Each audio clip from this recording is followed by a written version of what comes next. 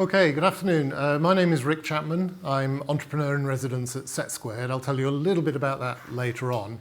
But what I've been asked today is to talk to you a little bit more about Bristol. Can I start with just a very quick show of hands? How many of you are already based in Bristol or Bristol and Bath area? And how many are not?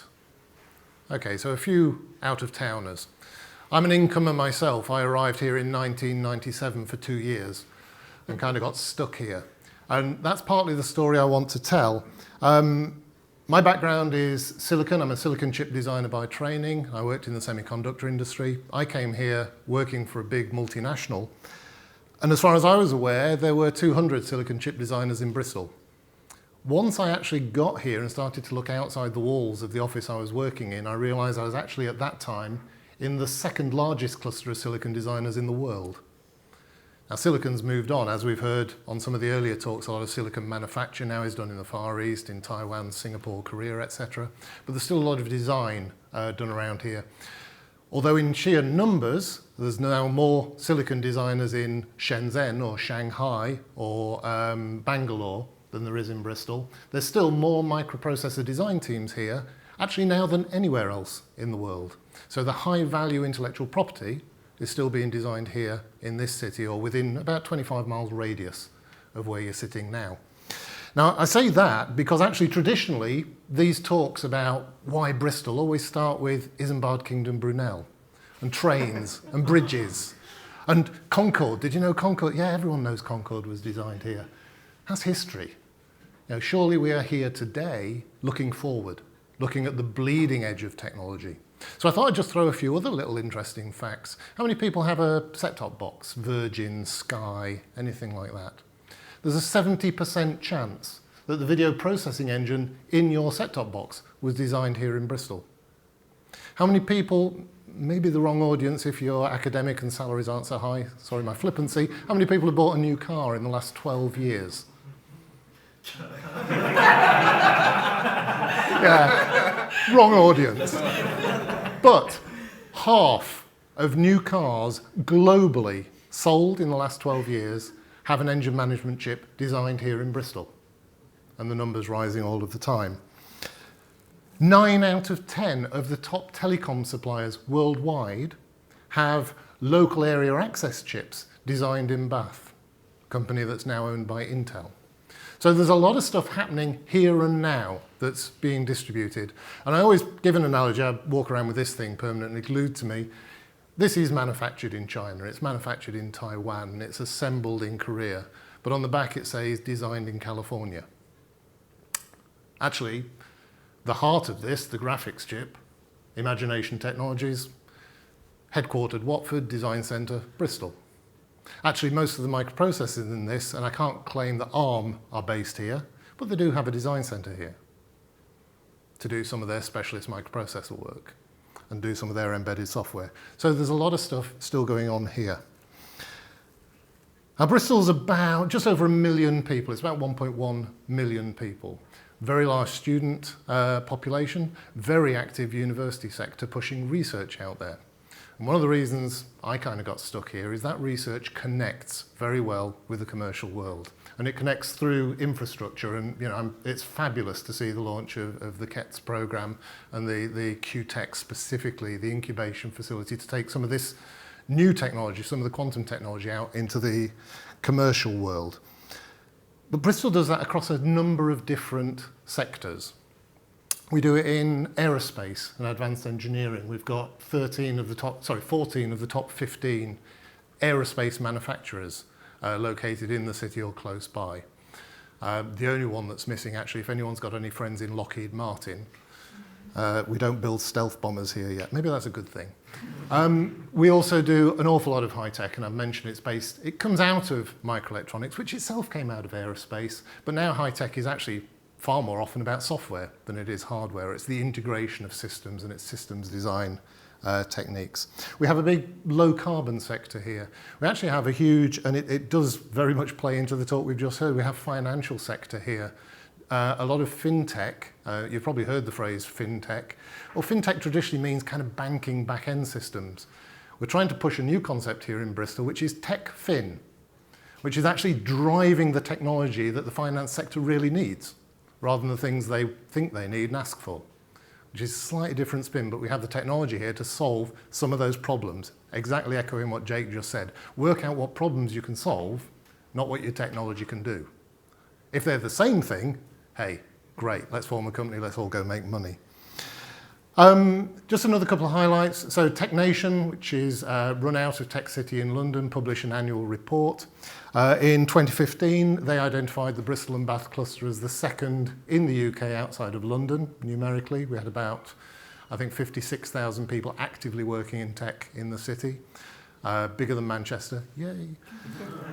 And in 2016, another accolade from this year's report, which actually also now has us as the most productive, which is actually measured in what's the economic output of all of those people, which arguably is even better. It doesn't matter how many people you are, it's what they actually do connecting with that commercial world. McKinsey, the research group, I'm sure you've all come across them at some point, published a report, it's actually now 2 years old, but they looked at the whole of the UK and they said which areas of the UK are doing significant things. Maybe they put it in slightly better language than that, but they identified that there were 2 clusters in the UK, only 2, which were of global significance and growing. One of those was the high-tech sector here in the west of England. The other one was the aerospace sector here in the west of England. So things really are happening here. Bristol is the only core city that's a net contributor to the UK. So we actually earn more than we cost the taxpayer. Or we pay in taxes more than we draw out. I've mentioned that it's a centre of microprocessor design, but now, as I've said, that's going on into software. So we're now one of the world centres for cloud development. Oracle, who I'm sure a few of you have come across, are now basing all of their worldwide cloud infrastructure development here in Bristol. Partly because it's too damned expensive to hire people in San Francisco, but also mainly because the talent's here. Because the people now who are engineering the cloud are the people who engineered the high-performance computing systems a few years ago, who a few years before that, and I'm thinking of David May, but I think he's run away, actually engineered the CPUs that went into the high-performance computing systems that now enable the cloud. So it's a natural progression of skill sets. But interestingly, we've now got activities in biosensing, a big research facility just up the road in the University of the West of England. Robotics lab, jointly owned between UWE and Bristol, one of the biggest European research facilities, very, very close to where we are now geographically. Virtual reality, smart cities research, and we've been hearing today all about quantum. So this is real leading edge stuff. But it's doing that not just from a research perspective, but connecting that with industry and connecting that with industry requirements, which is where I fit in, if you like. The kind of companies who are here in the city doing that, companies like Intel, Broadcom, Huawei, all doing active design work. In the software world, IBM, Oracle, HP. HP also do a lot of their cloud development here.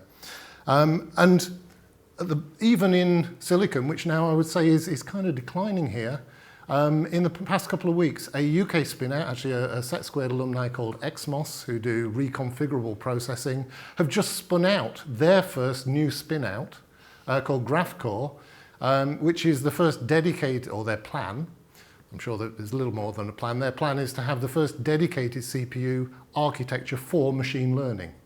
Maybe we need to hook them up with quantum machine learning as well and try and work out where that boundary lies. Now, I've kind of been talking so far about sectors, microelectronics sector, high-tech sector, software sector. I actually want to throw a concept out to you, which is that sectors are dead. They no longer exist. What I prefer is that we actually change our vocabulary. So we used to have a microelectronics sector. Now actually we have a capability in microelectronics. We have a capability in software. And then we have connectors. And connectors sometimes are people. I describe myself as a connector. I understand a little bit of what they're doing, and I understand a little bit about what they're doing. And if I can see an overlap, I'll get them to talk to each other. Sometimes connectors are physical buildings. So this building, I would say, is a connector. It's bringing multidisciplinary teams together and encouraging them to work to solve common problems. Sometimes connectors are business networks. all different kinds of connectors. But if you have the right connectors and can identify all those pools of capability, then you can start to do really interesting things. And I want to give you just a couple of examples of things that have happened around here recently. I want to start with quite an interesting one because it's so far away from my field. We had a BBC producer, and the BBC, by the way, a third of natural history programmes on the planet are produced here in Bristol. But the problem is they have to film them where the animals are. So a BBC producer came down to us at the engine shed down by Temple Meads a couple of years ago and said, I've got this problem. I want to film penguins. And they all live in the Antarctic, and it's damn cold. And I can't really send cameramen down there because they freeze to death, and the BBC won't let me do that. So how can I film penguins?